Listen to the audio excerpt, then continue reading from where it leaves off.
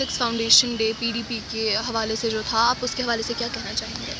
آپ کو آج میرے خیال میں اس بات کا اندازہ ہوا ہوگا کہ 26 سال کے بعد بھی لوگوں میں وہی جوش، وہی ولولہ ہے، کیونکہ جب اس پارٹی کی داغ بیل مرحوم مفتی محمد سعید صاحب نے ڈالی تھی، اللہ تعالیٰ ان کو مغفرت کرے، یہاں اگر آپ دیکھیں گے تو 47 سے ایک ہی جماعت یہاں اقتدار میں رہی۔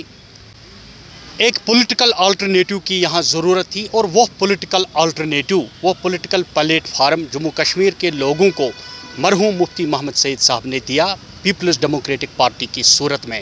اور آج بھی آپ دیکھ رہے ہیں لوگوں میں وہی جوش ہے، وہی جذبہ ہے، ہر طرف سے، چاہے آپ نارتھ لے لیں گے، آپ سینٹرل کشمیر لے لیں گے، آپ ساؤتھ کشمیر لے لیں گے، ایون کہ جموں سے بھی لوگ آئے ہیں، اور لوگ موجودہ سرکار سے اب اکتا گئے ہیں، لوگ موجودہ سرکار سے اب تنگ آ گئے ہیں، کیونکہ اگر آپ دیکھیں گے تو دن دہاڑے لوگوں کے جذبات اور ان کے احساسات کے ساتھ کھلواڑ کیا گیا۔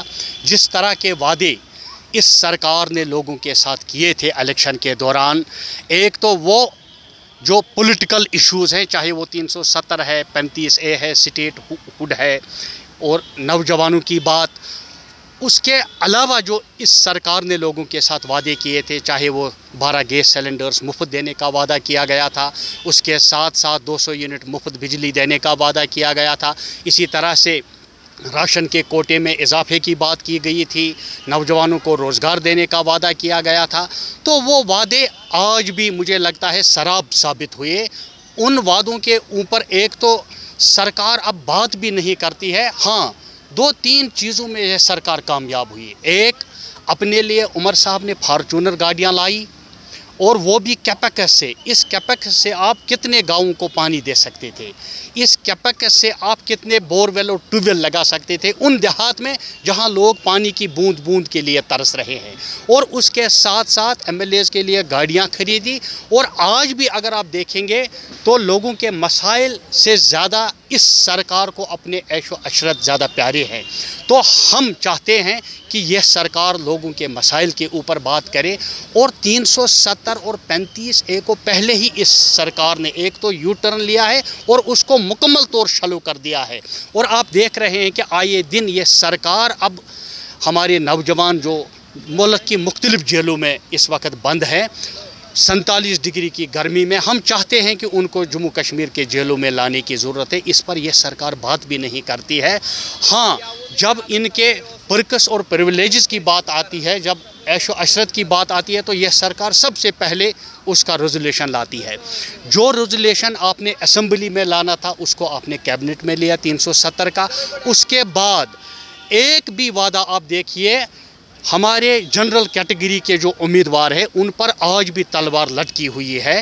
ان کے ساتھ کیبنٹ سب کمیٹی نے 6 مہینے کا وقت مانگا تھا کہ ہم ان کے ساتھ انصاف کریں گے، اس کو ریشنلائز کریں گے، اس پر آج خاموش ہے عمر صاحب، آج چیف منسٹر صاحب ہمارے خاموش ہے۔ اس کے ساتھ ساتھ وقف امینڈمنٹ بل، جس کو ہمارے لیجسلیٹرز نے، چاہے وحید الرحمان پرہ صاحب ہیں، فیاض میر صاحب ہیں یا رفیق نائک صاحب ہیں، اسمبلی کے اندر انہوں نے ان سارے ایشوز پر ریزولیوشن لائے تھے، لیکن ان ریزولیوشنز کو ریجیکٹ کیا گیا۔ اسی طرح سے ہمارے لیجسلیٹرز نے شراب کے اوپر بین لگانے کی ریزولیوشن لایا تھا، اس پر بھی اس سرکار نے خاموشی کی۔ تو آپ کو ایسا لگ رہا ہے کہ کہیں نہ کہیں یہ سرکار بھاجپا کے ساتھ ملی ہوئی ہے، دلی کے ساتھ اندر ہی اندر ان کا کچھ چل رہا ہے، جس کی وجہ سے یہاں کا عام آدمی اگر آپ دیکھیں گے وہ پس رہا ہے۔ آپ دیکھ رہے ہیں کہ ڈیلی ویجر، حالانکہ they are genuine in their demands, 10 سال 20 سال سے ہمارے ڈیلی ویجرز مختلف محکموں میں جو کام کر رہے ہیں وہ کہتے ہیں کہ ہمیں مستقل کیا جائے، لیکن ان کے اوپر بھی یہ سرکار بات نہیں کر رہی ہے۔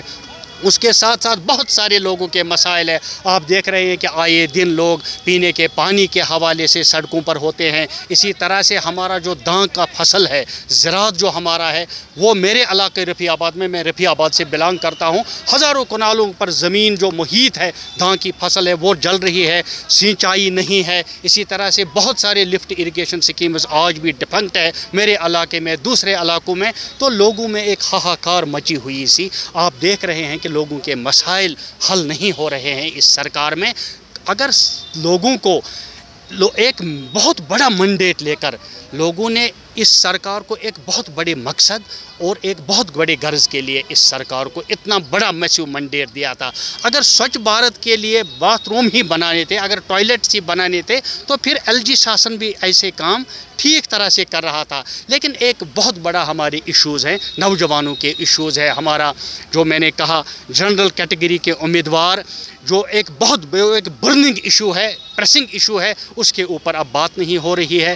اسی طرح سے اور بھی بہت سارے مسائل ہیں, مشکلات ہیں یہاں کے لوگوں کے, جن کے اوپر یہ سرکار مکمل طور خاموشی اختیار کی ہوئی ہے.